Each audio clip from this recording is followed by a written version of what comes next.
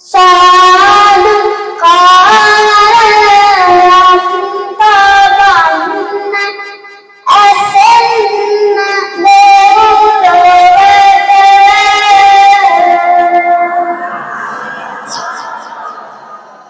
අයියෝ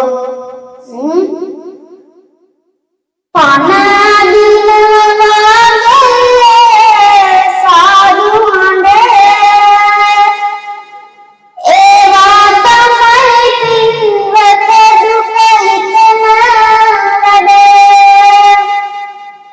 සෙනගත් ඉන්න මුත්තින්නට නැතිනේ දෙන්නක සාදු හඬ වහලේ යන්න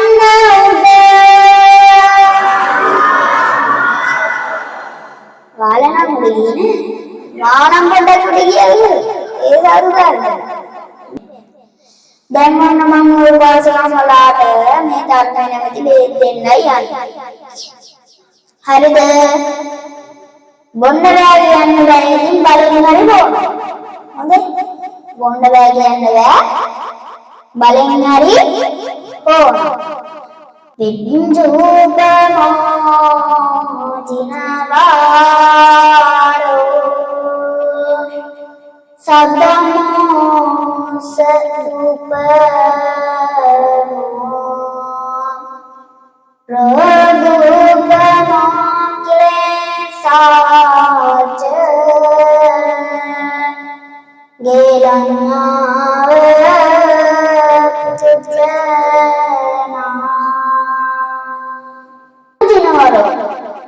පින්නතන බුදුරජාණන් වහන්සේ දේශනා කරන්නේ දුනා බුදුරජාණන් වහන්සේ වෛද්‍යවරයෙක් කියලා.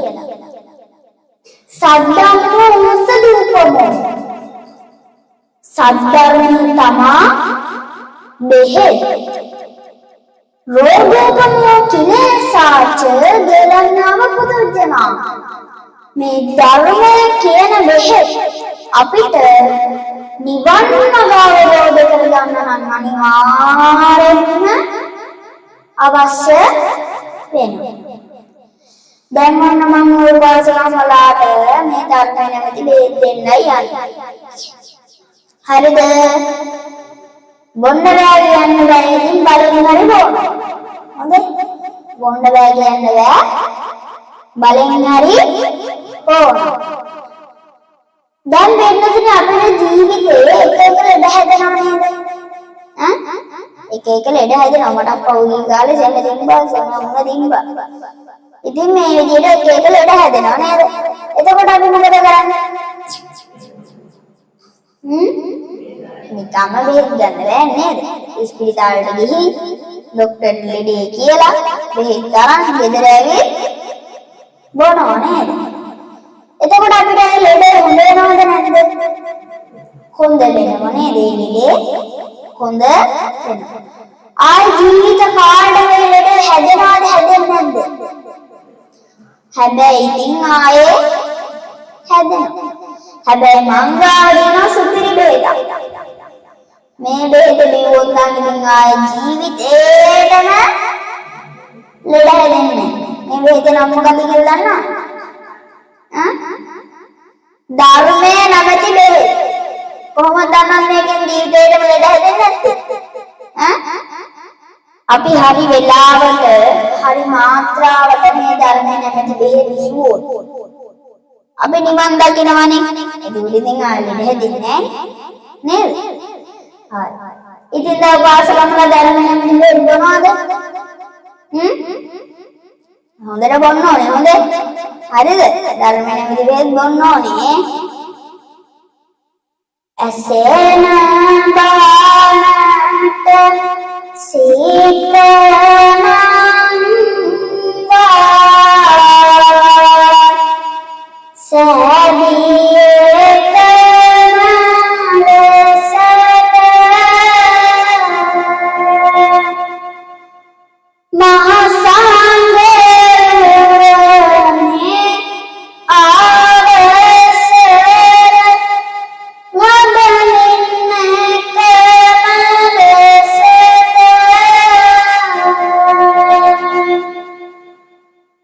අරදමි බාන දේශනාව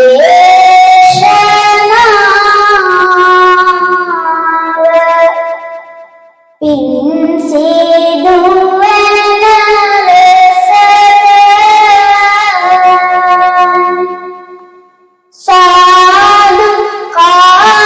සාදුකාරයක් තබන්න ඇසෙන්න දෙව්ලොවට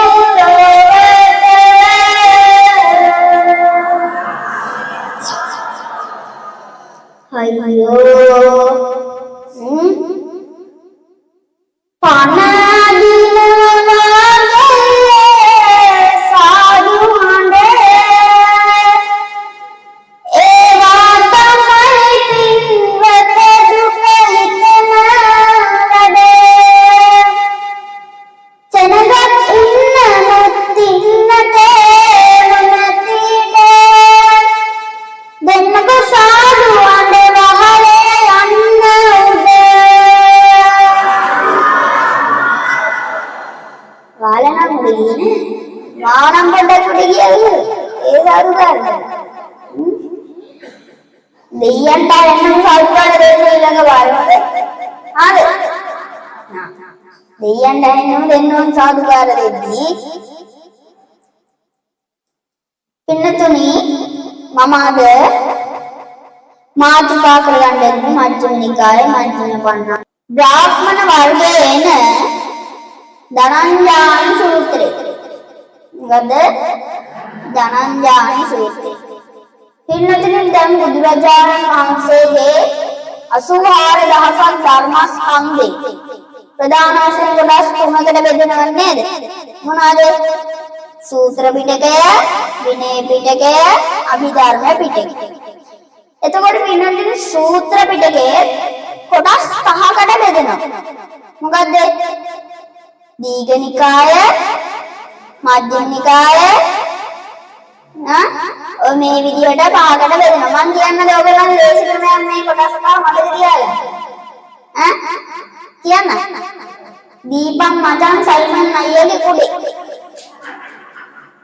දීපං දීඝ නිකාය. මචං මජ්ක්‍ධිම නිකාය. දීපං මචං සයිමන් සංයුත්ත නිකාය. දීපං මචං සයිමන් අයියගේ අංගුත්තර නිකාය. කුඩේ කුද්දක නිකාය. අපි පිළිවෙනේ පාඩම් කරන්න ඕනේ. ඔය එනවනේ අපිට පාඩම් කරන්න.